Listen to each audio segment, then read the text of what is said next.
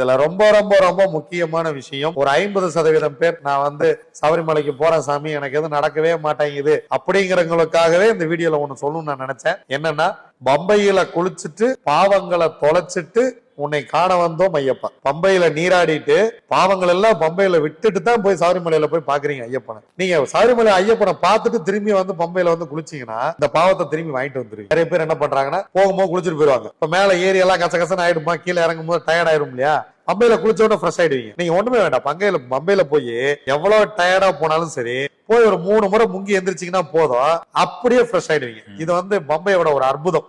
மேல ஏறிட்டு திரும்ப குளிச்சீங்க அப்படின்னா மீண்டும் அந்த பாவத்தை வாங்கி கொள்கிறீர்கள். பல பேர் குளிச்சுட்டு தான் வர்றாங்க. இந்த குளிச்சுட்டு வர்றவங்களுக்கு தான் எதுவும் நல்லது நடக்க மாட்டேங்குது. நீங்க ஐயப்பனை பார்க்க போறதுக்கு முன்னாடி 10 முறை கூட பம்பையில குளிங்க, அதை பத்தி தப்பே கிடையாது. அவரை பார்த்துட்டீங்களா, கீழே இறங்குனீங்களா, பம்பையை கிராஸ் பண்ணி நேரா வீட்டுக்கு வந்துருங்க. அதான் விஷயம்.